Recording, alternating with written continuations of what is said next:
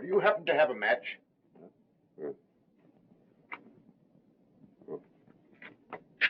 Say, where you come from? This building is closed. Thank you. We'll have you the correct time. It is just 9 o'clock. Oh, thanks very much.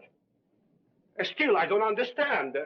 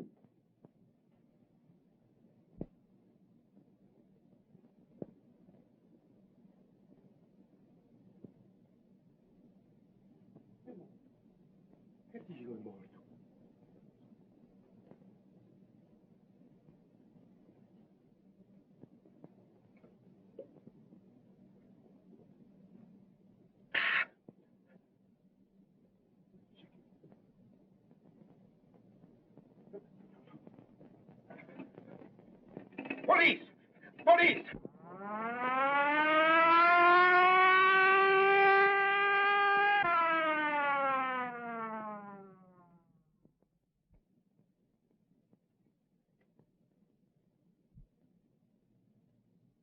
Death was caused by strangulation, Inspector. The murderer had powerful hands, and he knew what he was doing. How long has he been dead? I should say about an hour. What's your name? Luigi Bacciagalupi. All right, Louis. What do you know about this? Me? I don't know nothing. I only know what I say over the phone. Well, let's have your story. But I knew something terrible was going to happen tonight. So you knew something, huh? Oh, Mike, what's happened? Why, there's been a... Oh, yeah. I see.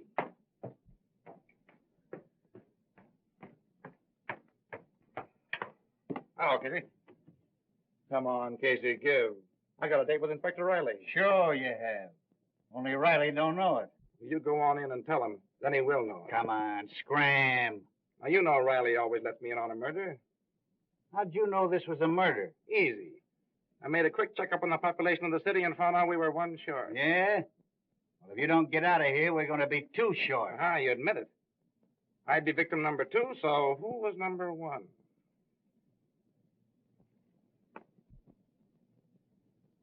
Garfield. Garfield. Where did I read something about him today? Now listen here. I remember. The Garfield Investment Company was petitioned into bankruptcy this morning. Another stockbroker got in the way of all flesh. Another stockbroker?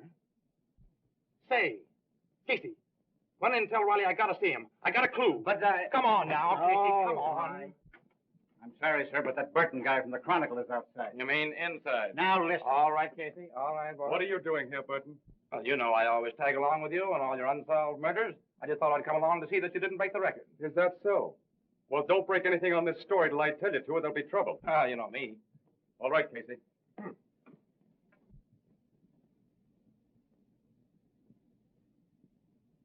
Triangle, huh? Just like the other cases. Yeah, that's not the only similarity either. When the murderer was leaving the building, he asked the janitor for a match and the time. Yeah? The fourth case we've had just like this in a month. Clues are all the same, and they lead no place. I think we've got a clue. What do you mean? Has the fact taken residence in your cranium that Garfield is the stockbroker, and that the other 3 victims of the recent murder cases were also stockbrokers? Where does that get us? Why, gives a tip on the kind of man to look for. Instead of wasting your time on thugs, you can concentrate on the clients, the Garfield, and the other stockbrokers. Say, if we're going to suspect everybody in this country that's sore on stockbrokers, we're going to be getting out indictments for half the population of the United States. Hogan's right, as usual. Your theorizing's okay, kid, but I'm with the inspector. We got to start with Bacciagalupi or Louis. He got a swell peek at this guy as he left the building. I'm going to take him down to headquarters and let him drag an eye through the rogues gallery. The rest of the men from the homicide squad are here, sir. Send him in. All right, boys. Hi, gang. Doc, let me have a record of the autopsy as soon as you can. All right. Get me a complete photographic record of everything. Footprints, fingerprints, the whole works. Yes. If we fall down on this case, we're through, the bunch of us. And as for you, Mug, when you write this up, use only the barest details. I don't want them to know anything we found out. Say, Sherlock, I could write all you found out on a postage stamp. And still have room on it to do a jigsaw puzzle. Is that so? You seen it?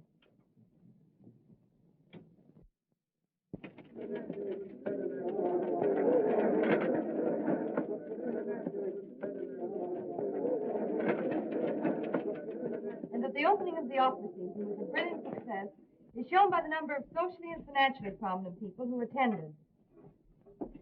The beautiful Mrs. Leland Gray Switzer lent a charming present and was attired in a severe white evening gown covered by an ermine wrap.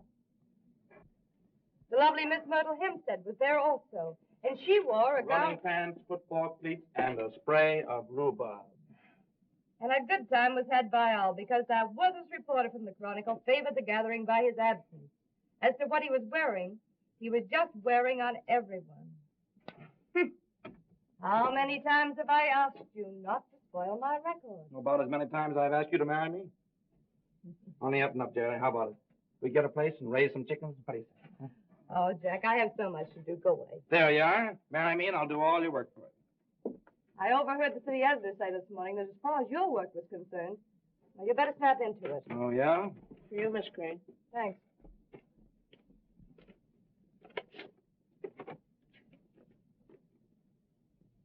Love letter, huh? No, it's from Mother. Same old thing. Doctors, bills. I just can't seem to get anywhere. You're carrying too much of a load, kid. Why don't you let me help you? No, Jack. I couldn't do that. But if we got married, I'd have the right The to. right to let me saddle you with all my burdens. Is that it? Say, nothing connected with you could be a burden. You know I'm crazy about you. You've got enough on your shoulders looking after yourself, Jack. What's the matter? Don't you think I'm going to get any place? Not unless you settle down to some sort of serious work.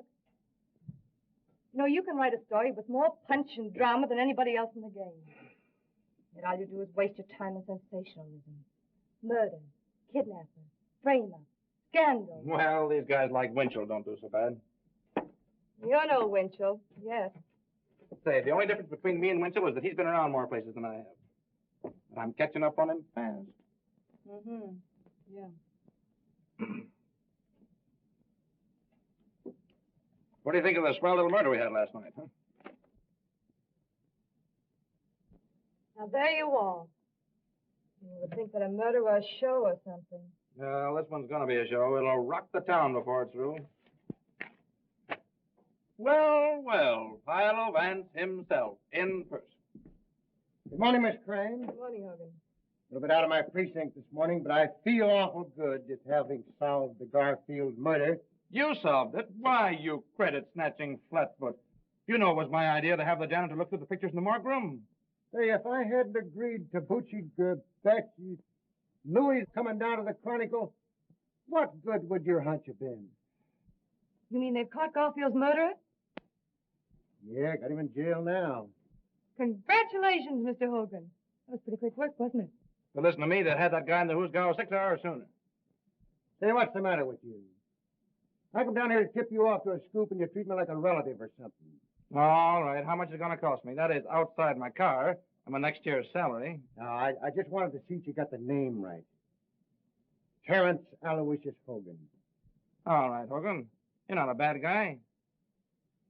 I guess you deserve a break. Yeah, spell that middle name right. It's Aloysius. Aloysius. Sure. How could I miss it? Aloysius. On the way down, I picked up a picture. Thought you might need it. Oh, yeah, I forgot about that. I could have got one from the morgue room, but probably there's a later picture. Yeah, that's a later one. It's Say, what is this? I thought you were going to give me a picture of the murderer. Why, if we print this, they'll prosecute us for libel in the human race. Why don't you let Miss Crane run it in the society column? Hey, listen. When Riley hears about this, you won't get within 10 miles of the next murder. All this guy does is run around solving crimes and taking the credit away from the police.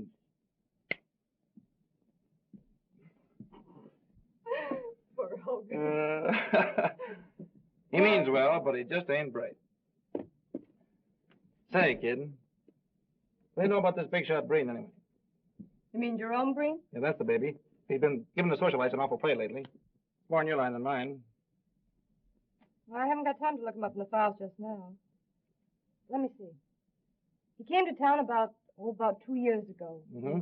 Bought the Tucker estate. Mm. Everybody likes him. He's given thousands of dollars to charity and all that sort of thing. Boy, what a yarn for the front page this'll make. What's Breen been doing to get himself on the front page? Oh, he's the guy that killed Garfield and a few others, probably. Jack, that's ridiculous. Jerome Breen isn't the sort of man who would murder anyone. No? Well, Louis, the janitor, possibly identified him as the man who was prowling around the building the night Garfield was strangled. Have you seen Mr. Breen? What does he say? Sure, I was with the squad when they picked him up. Naturally denies it, they always do. Jack, I think it's terrible to arrest a prominent man like Mr. Breen on so little evidence. Yeah? Well, we're going to have a whole lot more evidence before we get through. Now I see it. Just because you and the police department have a lot of unsolved murders on your hands, you're going to pin it on a man who's done more for this city than all the police and the newspapers put together. Say, why are you so hot for this fellow Breen, anyway? Because I know all the good he's done. His donation to charity, orphanages, hospitals. Yeah, that's the new gag nowadays. Charity covers a multitude of murders. It says here that the man the janitor identified spoke to him, right? Right. Well, perhaps you're forgetting the fact that Jerome Breen is both deaf and dumb. No, I know all about that. I interviewed him once. I had a hunch that he could do something with those hands as I'd talk with him. Jack, can't you see how your work is warping your mind? Why, all you're becoming is a trafficker on ruined reputations. Yep, me and Simon McGree. You see? It all comes back to what I said in the first place. We're always arguing. We can never agree on anything. The only thing for us to do is to get married. With your cruel attitude towards people, I wouldn't marry you if you were the last man in the world. Baby, if I were the last man in the world, I'll say you wouldn't marry me. You'd be run over in the stampede. Why, you...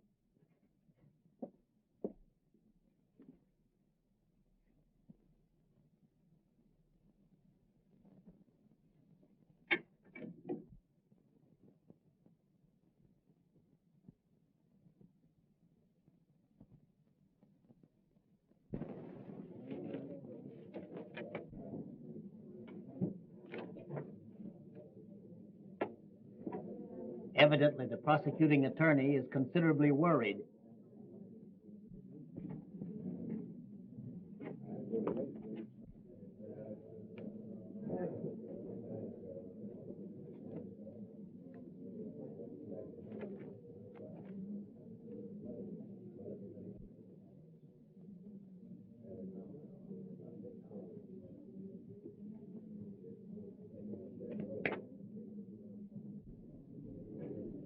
Mr. Breen says that if the prosecuting attorney has any hopes of winning the case, he should be worried.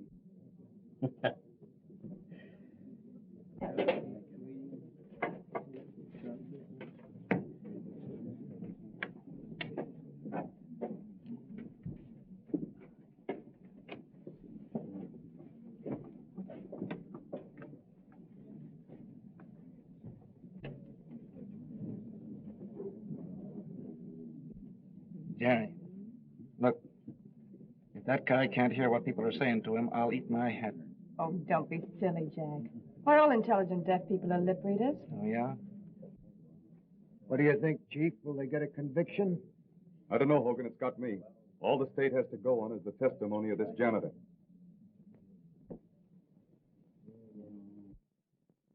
And every woman in town believes he's innocent. I was talking to the president of the Ladies' Auxiliary, and even she said that this trial was nothing more than persecution. Well, I don't blame them. They've been reading those soft soap articles of yours about poor Mr. Breen. But what about your stories?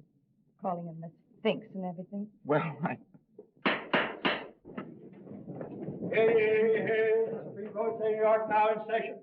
The Honorable George Warren, Judge, presiding. Be seated. Continue. And when I have found the body, I call for the police.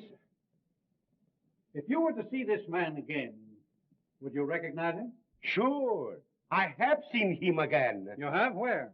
Right in this place. Order. Will you point him out to us, Luigi? Sure.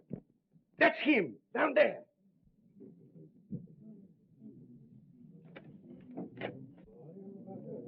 Order. You're quite sure that you couldn't be mistaken? Sure. I saw him with my own eyes, and I heard him with my own ears. That's all. Your witness.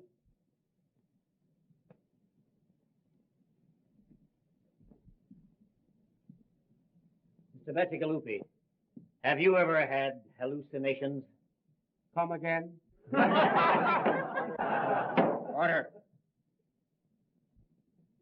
I mean, do you ever imagine that you hear things or see things? Your Honor, I object. Objection sustained.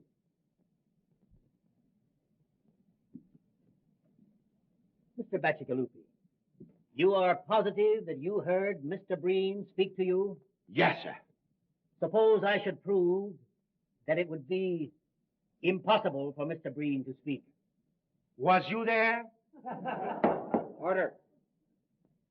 What would you say if I tell you that we're going to prove that Mr. Breen is deaf and dumb? I say you were a screwy. Order.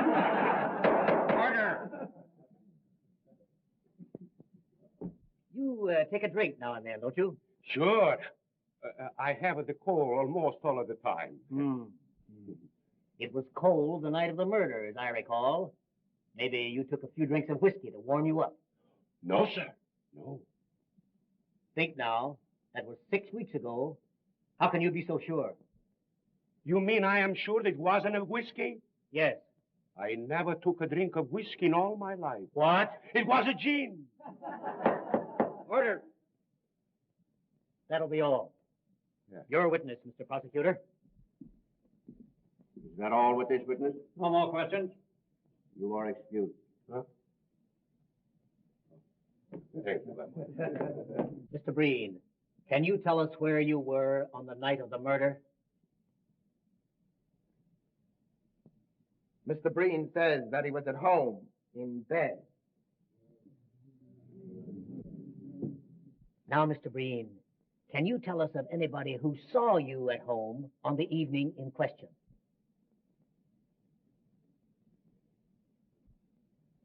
Mr. Breen says that I was at his house at the time. All right, Mr. Jenks. We'll get your testimony later. That will be all, Mr. Breen.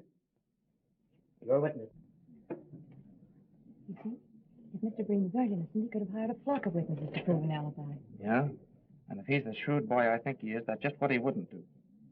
Jack, I'm surprised at you. Why, this is the flimsiest evidence I've ever heard given in a murder trial. I don't give a hang about the evidence. I tell you, Louis is right. If this guy is acquitted, we're going to have some more murders. Oh, ridiculous. Your name? Augustus Calvin, Your profession? physician and surgeon. Dr. Calvin. Doctor, have you examined Mr. Breen, the defendant? I have. Did you discover any abnormality in his physical structure? Yes, Mr. Breen can neither hear nor speak. Order.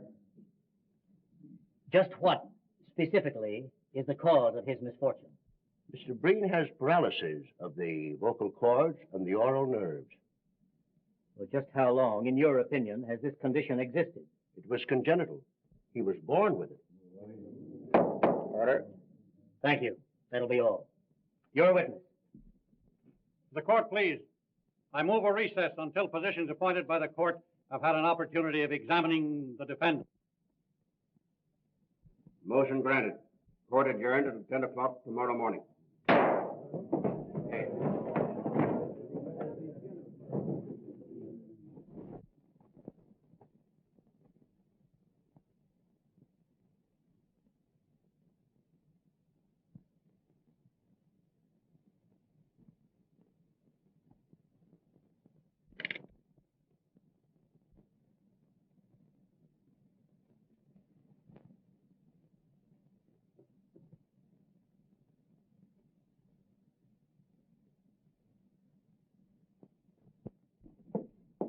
Hello, Jack. No. I'll bet you're enjoying that more than any story you ever wrote. Please, Jerry, go away and let me enjoy my piece, will you? Oh, forget it, Jack. Why, you just had a wrong slant in the thing from the beginning. Wrong slant, huh? Say, it would take more than the decision of 12 dumb clucks to make me change my opinion. I suppose all we gotta do now is to sit back, wait for some new murders, and cheer. Oh, don't be silly. Hey, I'll be through this in a minute. How about tying on the old feed bag? I'm sorry, I have an engagement. Yeah? Who's the lucky guy? You're a very, very dear friend of yours. All right, who is it? Mr. Jerome Breen. Jerome Breen. Mm-hmm. Mr. Breen dropped me a note thanking me for my kindness in the articles I wrote about him during the trial. Invited me to his home. Jerry, you're not really going up that fellow's house. Why, of course I am. I talked to the boss about it, and he's going to pay me extra money for a series of articles on Breen. Listen, baby, honey, listen. I know there's something screwy about that guy. Why, the idea of you being alone with him would drive me crazy. Jack, pull yourself together. Why, everyone you see lately is a boogeyman. This criminal court assignment of yours must be getting on your nerves. Jerry, if you go up to that man's house, I'll... That'll be swell. Only don't make it a habit.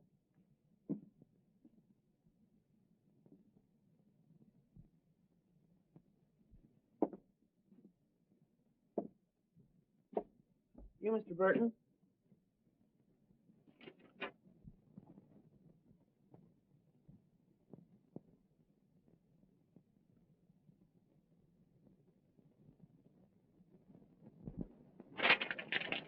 All right, son. Say, Mr. Burton, there's a question I've been wanting to ask you for a long time. Go ahead, shoot. I know all the answers except the right one. Well, you see, I sort of been wanting to become a great reporter, and I'd like to know how to begin. Well, son, when you find out how to begin to be a great reporter, let me know. And I'll start with you.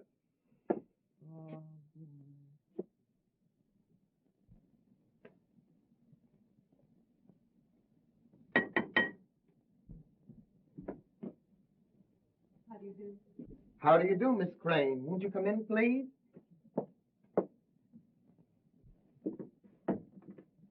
If you please.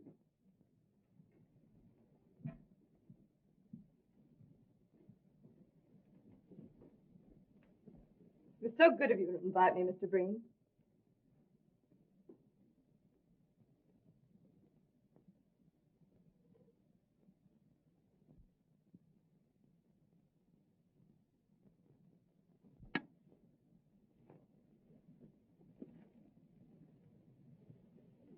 Lovely house you have here.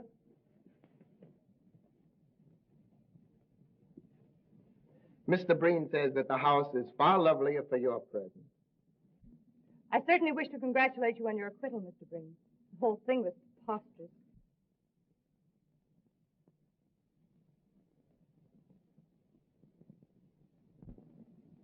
Mr. Breen says that your articles in the Chronicle were more effective than anything else in showing how preposterous the accusation really was. My. If these compliments continue, I'm sure I'm going to be so conceited I won't be able to write a good interview.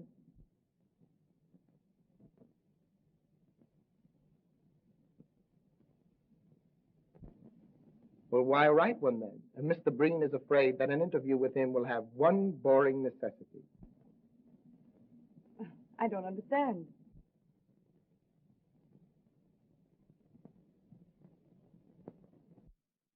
You will be compelled to talk about him when he feels it would be much more interesting to talk about you.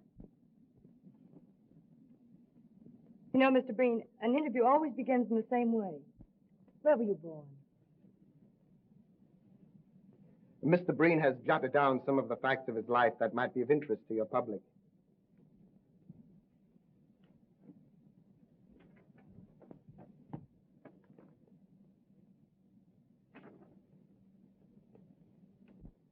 You may use the material in any way you see fit. Why, this is splendid. It'll be a very good beginning for the series of articles I have in mind. Mr. Breen says, and now you have no alternative except to talk about yourself. And now, Miss Crane, if you will pardon me, I shall make the tea. I do hope Mr. Breen isn't bored.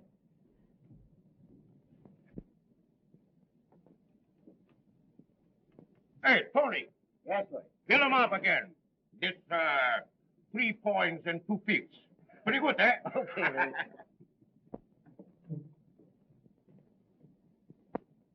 There you are. Ah, thank you. Hello, Louis. Hello, Mr. Burton. Well, when'd you give up drinking gin? Me first drink the wine, then the prohibition she comes, and me and all the good American citizens drink the gin. Then the law, he says, we must drink the beer. So me, Luigi Bacciagalupi, drink the beer. Have one on me, huh? No, thanks. I'm not drinking. Kind of worried. What are you worried about? I am worried too. What do you got to be worried about? I am worried how I am going to get out of here. What do you mean? See, it's like this. I eat the pretzels, then I get thirsty. I drink a glass of the beer, and when the glass of the beer goes down, I get hungry again, then I eat the pretzels, and I wonder, worry, what is going to be the end. Yeah, that's tough, all right. Hey, listen, Louis. Yeah, Are you dead sure it was Breen you were talking to the night of the Garfield murder? that's what I say in court, isn't it? Ah, I know, old man, but nobody seems to believe you. Now, after all, you were drinking pretty heavily that night, weren't you? You might have been mistaken, huh? Say, Luigi Bacciagalupi only make one mistake in his life, and I married her. All right, now cut out the Second Avenue comedy stuff, will you? And listen to me. Maybe you did have one drink too many, huh? Maybe you were seeing things, huh? Say, a few shots of gin means to me as much as a glass of milk means to you. I was brought up in it. I mean, the gin, not the milk. But man alive, how could it have been Breen you were talking to if he couldn't talk? Say, this is the last time I'm going to speak to you about this. I know what is what, and I know what is what not. If I have to decide, and what judges and lawyers and the like, and what I see with my own eyes, I stick to what I see with my own eyes. Say, that guy Breen is a bad egg. And anybody that gets mixed up with him is going to be in trouble sooner or later. Maybe sooner.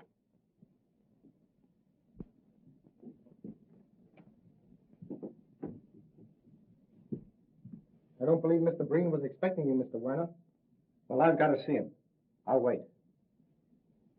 All right? But you must meet Mother sometime, Mr. Breen. I know you'd like her.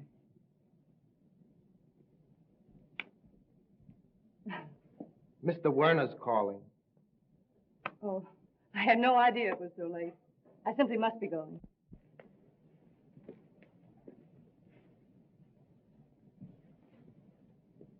Mr. Breen says he hopes you will come often. He is very lonely.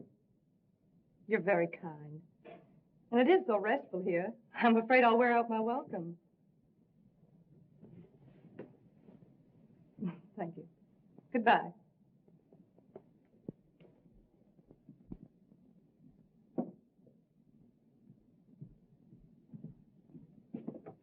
Good afternoon, Miss Crane. Goodbye. I think Mr. Breen will see you now. You bet he'll see me. If he knows what's good for him.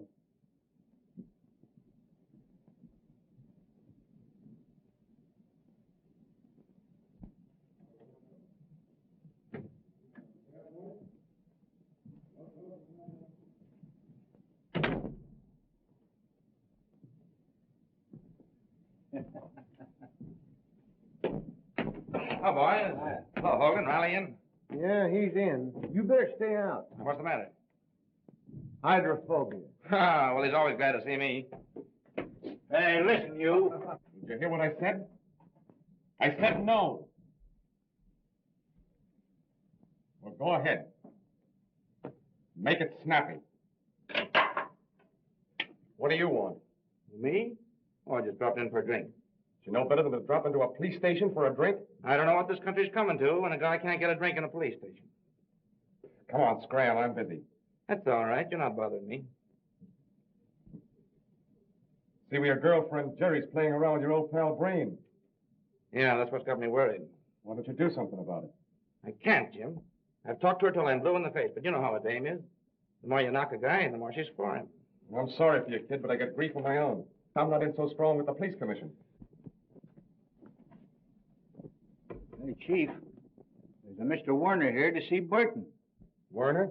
To see you? Oh, yeah, I forgot to mention it. I told him to meet me here. Say, what do you think this place is, a reception room? Listen, Jim, this guy may have a clue on the Breen case. He called me at my office, but I couldn't see him there on account of Jerry. Well, It's about the reward that my boss offered on the Garfield case, see? I wanted to hear him in case he has anything important to say. And what am I supposed to do? Play stenographer and take down a report of the conversation? No. You'd go in the other room and listen. I don't think a full view of that mug of yours will make anybody inclined to talk. Oh, is that so? Show him in, Casey. Huh?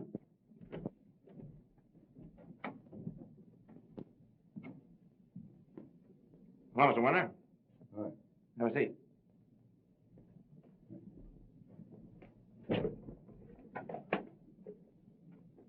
I hope you don't mind my asking you to come here, but you see, there are reasons why I couldn't have you at the Chronicle. No privacy. It's all right with me. Besides, you might need the cops before you get through. Yeah. Well, Mr. Winter, what do you know? What do you know about Breen? Ain't I know anything about Breen. I'm only a stockbroker's clerk. But I keep my eyes open. Yeah, but I thought that... I said I knew somebody connected with the Garfield murder. And maybe a few others. Well, as I told you over the phone, if you give us the right tip, there's $5,000 in it for you. Now get this, Burton. I've got a date tonight with a certain party. If he treats me right, there's no story. Well, where do I come in? You're going to be at my house at 8:30 tonight. $5,000. Either I tell you the story and get the dough, or it's no sale. But there's the address. Remember, 8:30. Oh, and another thing. If you should get there before me, don't say anything to my mother. She thinks the party I'm dealing with is on the up and up.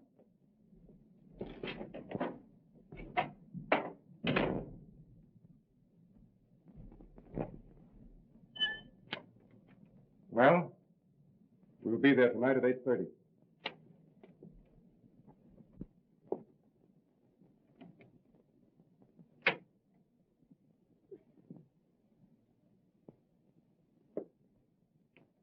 Well, Mr. Breen, I didn't know Dave was expecting you.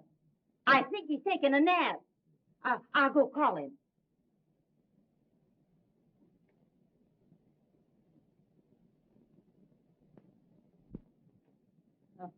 Yes, upstairs.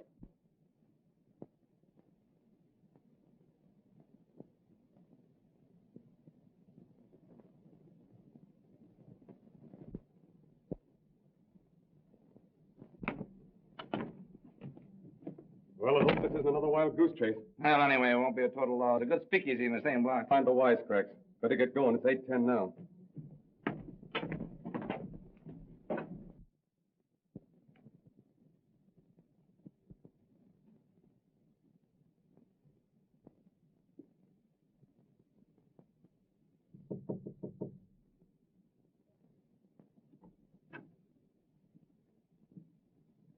Mrs. Werner, do you happen to have the correct time?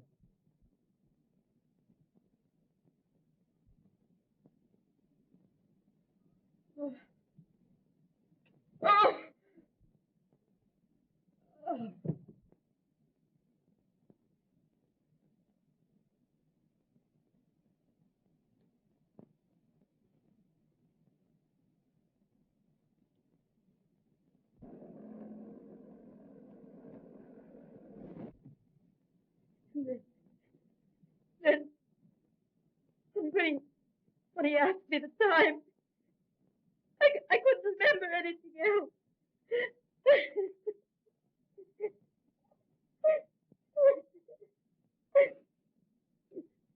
Oh, let me go up to him.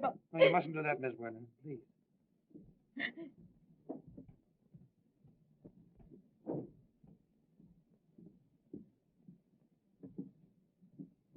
Well? Same as the others. He's dead. I knew it. I knew it! Oh. Oh.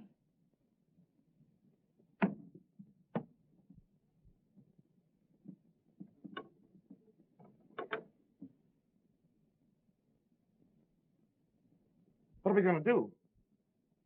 Undoubtedly, Werner knew Breen's secret. That's why Breen did away with him. Yeah, that's right.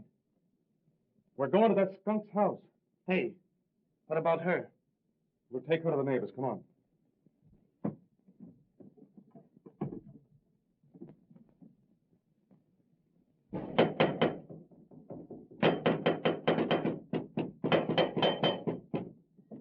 Breen. Why, he... All right.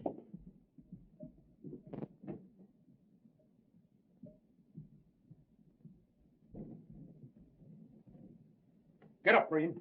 I want to talk to you. I say, sir, you've no right. Shut up, you. I'll make my own right. Breen, you murdered Werner. We've got the goods on you. Mr. Breen says you'll talk to him civilly or you'll leave his house. I'll talk to him civilly with a poke in the snoot. Breen, a man named Werner was murdered tonight. His mother will testify that you did it.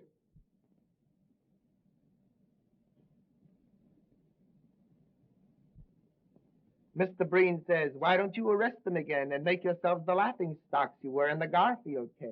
Why, you... If you're innocent, how do you explain the people who will identify you as the man on the scene of the crime?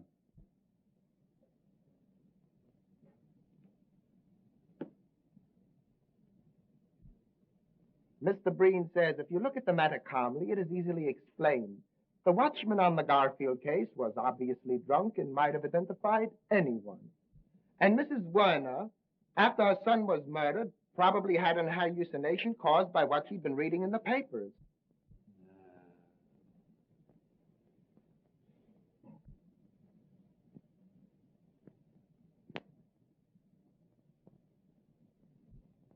Mr. Breen is very sorry to hear of young Werner's death. He liked the boy immensely, and he will do all he can in order to help to bring the murderer to justice. Thanks. Breen, where were you tonight at 8:30? Mr. Breen has had a very bad cold. He lay down at 6 o'clock and slept until the gentleman wakened him. Uh-huh.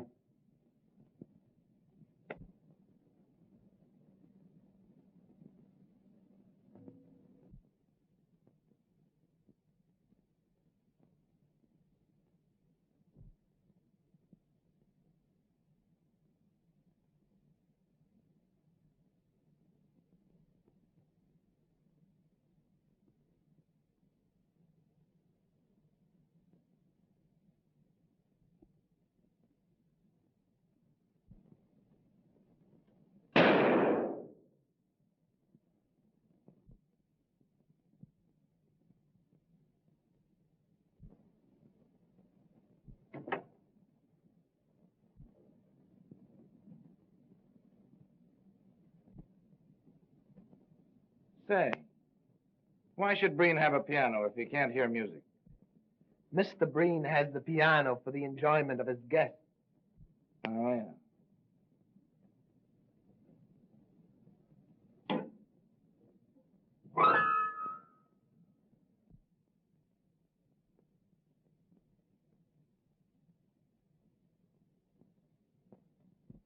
Come on, Jack. There's nothing else for us to do here. Good night, Mr. Breen. I'm sorry we disturbed you.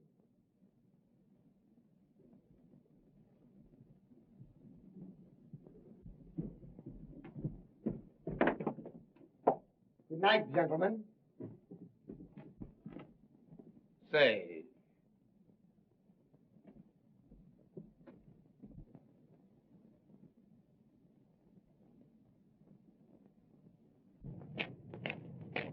what do you make of it, Jim? I'd like to know how he could hear that piano when I couldn't get a tumble out of him firing off a gun. What makes you think he could hear me at the piano? I was watching him. He heard you all right. Where does that get us? It gives me an idea. I'm going to sleep on it, and if I feel the same way in the morning, I'm going to the squad over here for a showdown. Yeah, but Chief. See me at my office at 9 o'clock in the morning. Well, listen, can't you give me a tip of some kind? Don't want to discuss it. That's all I've got to say. Well, now, listen, you know, I've been...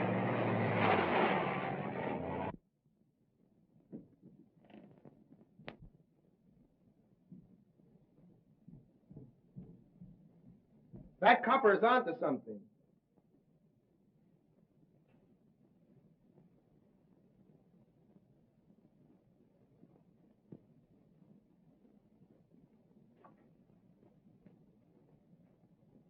I also found out that reporter guy is sweet on the crane dame. If you don't look out, you're going to spoil a swell racket just on account of a skirt.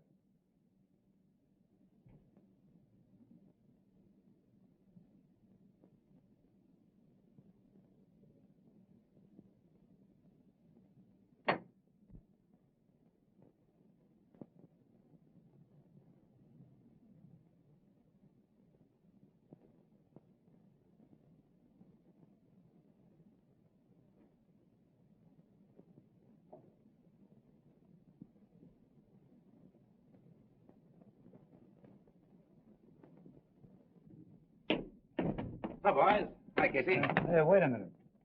Who do you want to see? Oh, Riley. I got a date with him this morning. Well, you won't see him. Yeah, who says so? I say so. He's dead.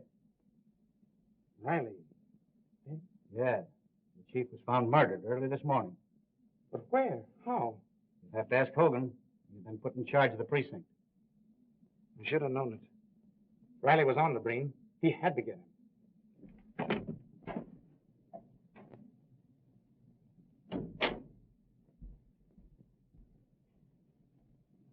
Hogan, how did it happen? Tell me about it. Riley's wife found him in bed, 7 o'clock. Strangled like the other guys. How could the murderer get to him? Easy. Alleyway and a fire escape leading to his bedroom window. Now I know it's Breen. Yeah? What are you going to do about it? Can't get anything on him.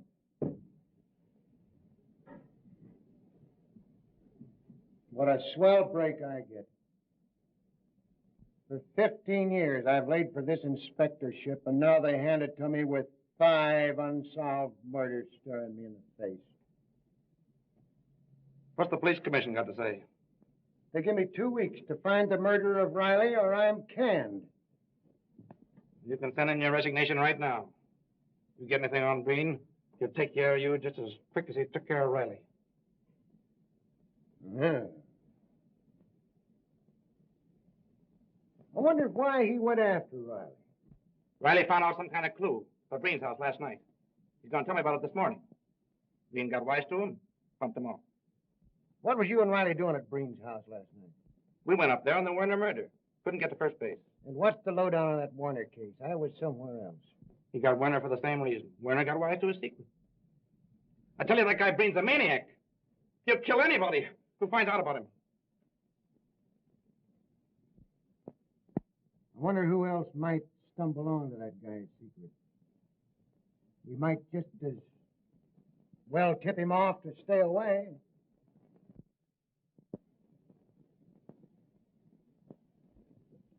Jerry Crane. What about her? I mean, she's been seeing Breen all the time. She might stumble onto his secret. I thought she was your girl. She used to be until this guy started working on her, hypnotizing her. I gotta do something. Say, wait a minute. Let me talk to her. I got away with these things. Yeah, all right. Say, give me the Chronicle right quick. Yes, we know, but don't you realize the danger you're in? I'm sorry, Mr. Hogan, but I can't see it that way. I know Mr. Breen better than any of you. He couldn't possibly be guilty of the things you're talking about. But, Jerry, dear, don't you understand? We've been working on this thing. We can see things you can't. Jack, you should know better. When people go snooping around with wild ideas in their mind, the first thing you know, they begin to believe them. As a matter of fact, you're asking me to believe the rottenest things about one of the finest men I've ever met. We're not asking you to believe a thing. All we want you to do is to stop associating with Breen. What do you mean, associating with Breen? Well, everybody's been talking about it. It's even been in the newspapers. All these visits you've been making to his house. Which only means that the gossipers and columnists in the other papers are following in the footsteps of Mr. Burton of the Chronicle. You're very foolish. Risking your life for a woman's whim. Why, this is no whim, and Jack knows it very well. I'm writing a series of articles on Mr. Breen. I'm being well paid, and I need the money badly. All right, then. Chuck your articles. I'll give you what you need. We've been through all that, Jack.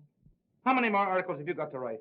You've written a dozen now for a guy who doesn't even write a short obituary. Well, that's really my business. Supposing I make it my business. Now, see here, Mr. Burton.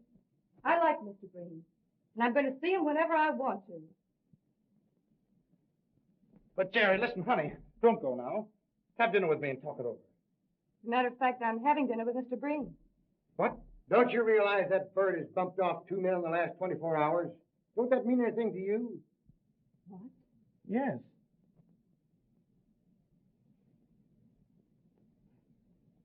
No more than it would to Jack or any other reporter covering an assignment. Even if it were true. But, Jerry... Well, I'll tell you what I'll do. If it'll make you feel any better, I'll ask Mr. Breen not to murder me. But, Jerry, listen. Supposing you should stumble onto his secret. I won't, my dear. I'll pick my steps.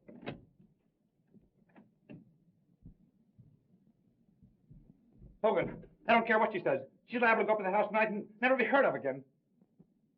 Send Casey in here. We've got to do something. Calm down now and let me handle this, will you? You want me, Chief? Yeah, I want you and Sullivan to watch that Breen house. Jerry Crane's going over there tonight. If anything suspicious happens, telephone me here. Oh, thanks, Hogan. You're a pal. I'll go along with the boys and help them cover the house. Yeah, and I'm going to get into a jam over this. Against the commission's order to have anybody watching us is suspected of a felony. Felony? Say, what do you think this is, a picnic? I don't like dames. I never did like dames. I'm going to get canned for protecting one when I ought to be giving her a good swift kick in the slacks. You're right, Chief.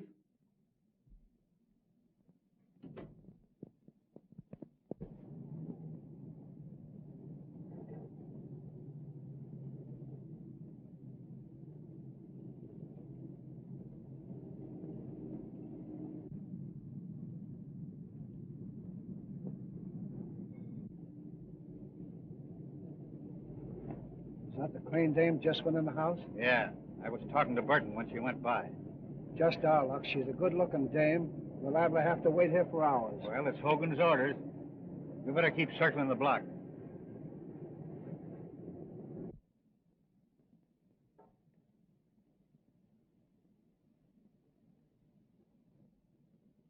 But I'm finishing the articles, Mr. Breen. I really don't think I should impose on you anymore.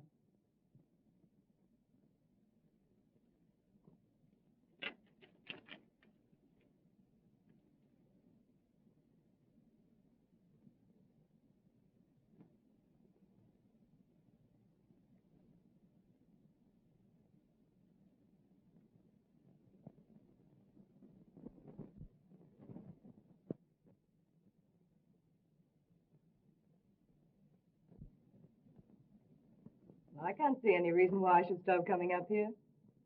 You seem like an old friend whom I've known for years.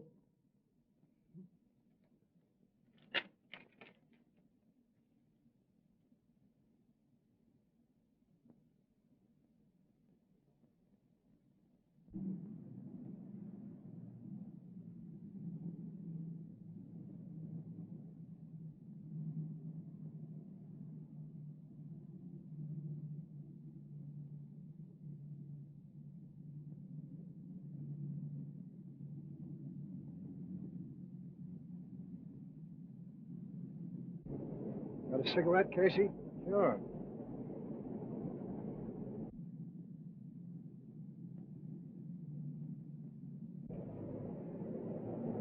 Better walk on. I got a hunch that guy spotted us.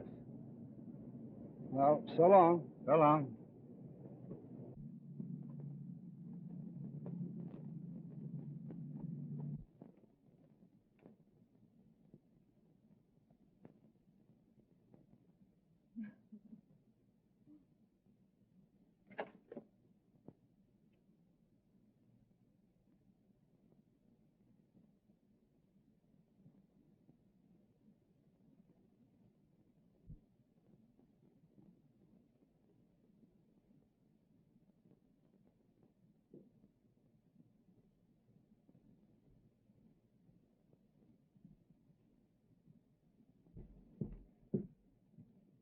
I told you about that dame.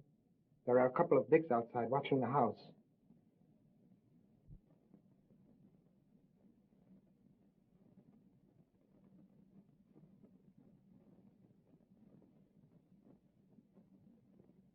I told you.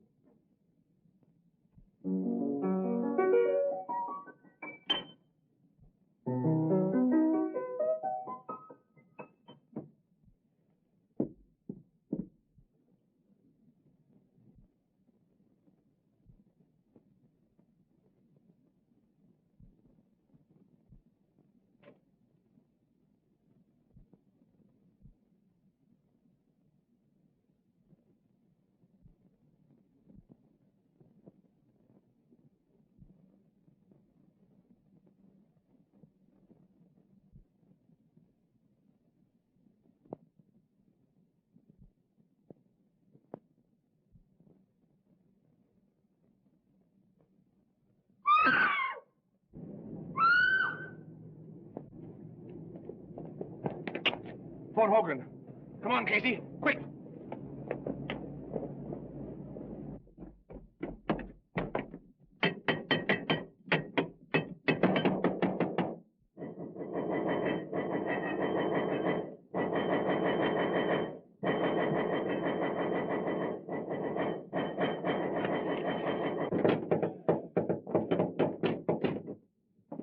Gentlemen. Get in there.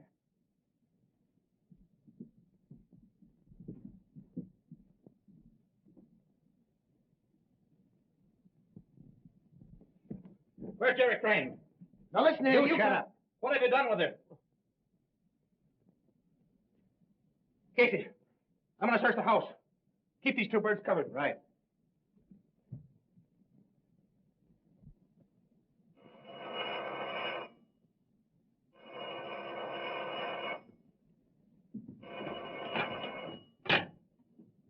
Hello? Hello? Yeah, Hogan? I'll have the squad right there. Get on your way, boys. Get on your toes. We're leaving. We're on our way.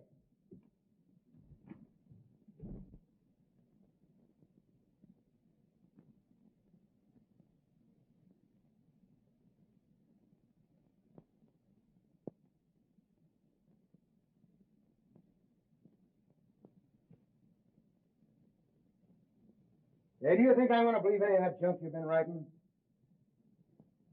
Now, look here, I'm going to get the truth out of you if I have to choke it out of you. Any luck? Not a sign of her anyplace. The joint's empty. What's he say? Oh, that guy can lie fast as he can write. He says Miss come here at all tonight. Didn't you tell him we saw her come in? Yes, he says that's a maid, and she went out the back door. Say, if you know what's good for you, you'll come across. The minute I find out anything's happened to that girl, you'll be on the business end of a bullet.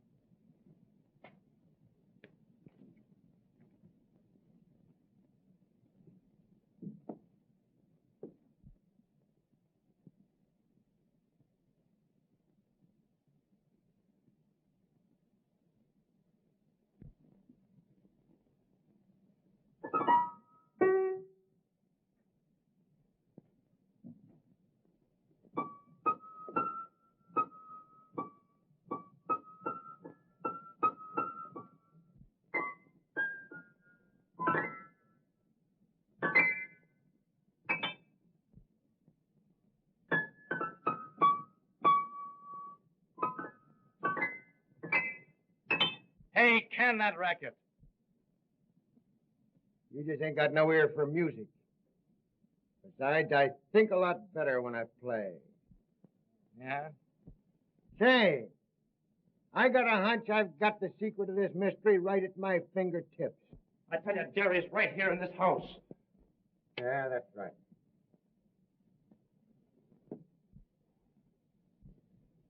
Say, didn't Riley say something about getting a clue around here? Yeah, he said something about Breen being able to hear the piano. Yeah.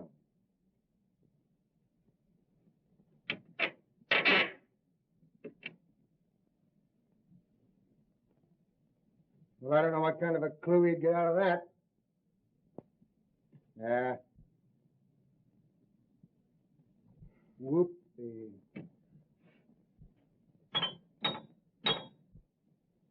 Look!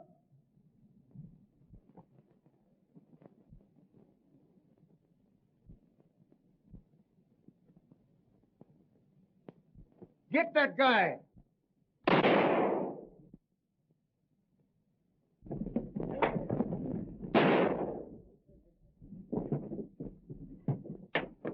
Jerry, Take it easy. you all right? I'm just a bit shaky.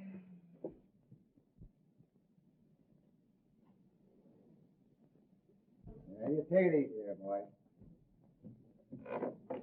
Oh, I told you not to trust this fellow, didn't I? Thought you said she wasn't here. The other guy's dead, Chief. Yeah? Watch him.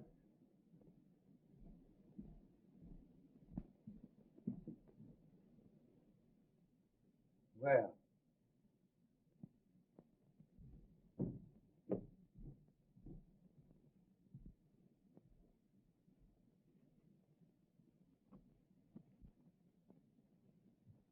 They're just like as two peas in a pod. They can't both be deaf and dumb. I wonder which one of them we plugged. Hey, can you talk or can't you? Now, I'm going to tell you right now, I won't believe a word you say. All right, gentlemen. I'm ready to talk. It's my duty to tell you that anything you might say will be used against you. Nothing will ever be used against me. No? Well, begin, and don't talk so much. Well, we're waiting. The mystery of the Sphinx, as you gentlemen of the press have done me the honor of calling me, should now be really quite obvious. Whenever I found it necessary to remove an obstacle, it was quite simple to establish a perfect alibi. My twin brother temporarily assumed my identity, and he being a real deaf mute, well, of course, would naturally discredit any witnesses who might testify that he had spoken to them. How successfully my little scheme worked could be attested to by the police departments of other cities beside your own. My only oversight was my inability to foresee an inspector with a talent for the piano.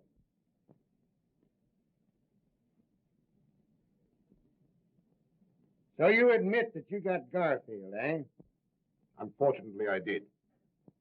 I formed a stock pool with 4 other brokers with Garfield. They didn't like the way I did business and threatened to go to the district attorney. Well, I had to protect myself. Why, of course. And Werner and Riley, what about them? Werner was a skunk. He tried to double-cross me. Riley got suspicious about the piano. And Jenks, was he in on this? Where is that guy? Jenks is miles away by now. Suppose you ask him. You won't talk, eh? Well, suppose we get going before you get a chance to get miles away. Snap 'em on him.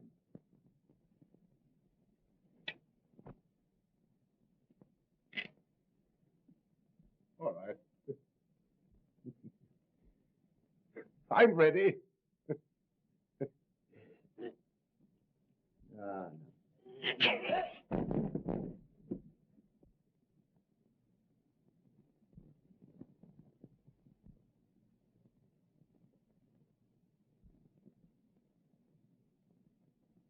He's dead.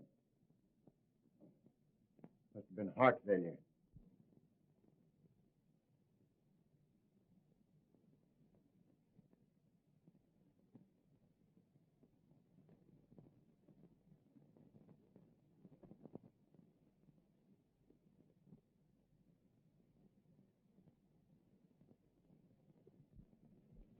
There you are. Careful. What's that, a souvenir? That's how he died. Poison. What are you trying to do, kid me? It's a medieval poison ring. If you press it right, the plunger comes out and pricks the finger. Oh. You know, I suspected something like that all the time. Yeah. Sullivan, take care of that, will you? And, Jack, I guess I've been pretty stupid. Well, I'll let it go this time, but from now on, I'm wearing the brains in this family. This family? Well, aren't you working a little fast? You bet I am. We're getting married. I'm going to raise chickens. You're going to raise... How about it, Mama? All right, boys, I'll see you pretty quick. You take care of it. Oh, excuse me. All right, all right. Well, Inspector, I guess you keep your job after all, huh? Yeah. I'll keep the job. And you all laugh when I sit down at the piano.